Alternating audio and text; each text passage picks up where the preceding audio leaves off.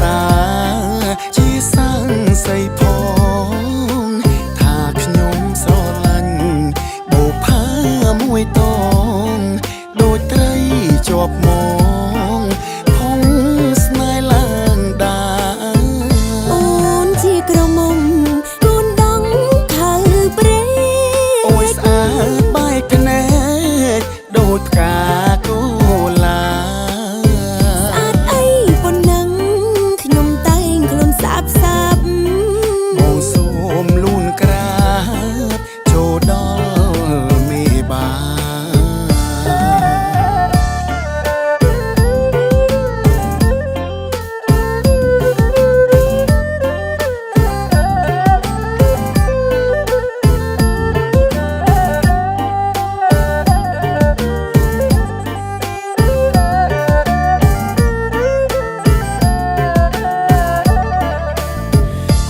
ដងលើទឹក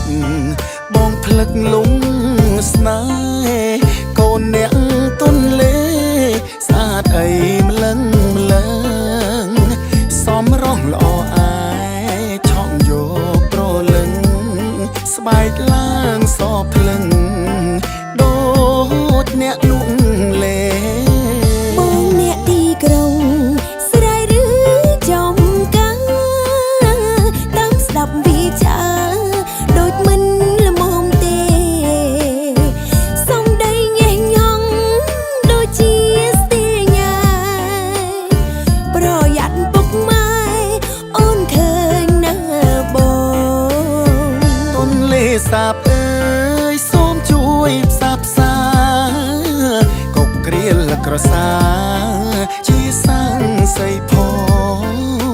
ថាខ្ញុំស្រឡាញ់បូផាមួយតងដូចត្រីជាប់មងផងស្នេហ៍ឡើងដាអូនជាក្រមុំកូនដងខៅព្រេអូយស្អាតបែកភ្នែ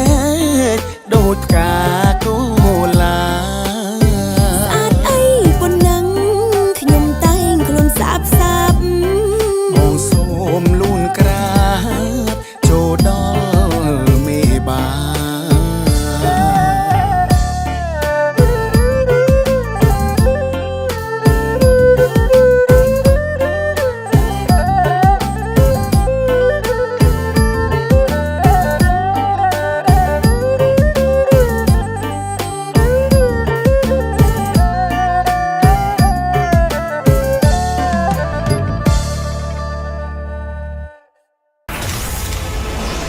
ពេលសិជ្ជៈបើកម្លាំងវើបង្កើនធម៌ពលឥតឈប់ឈរ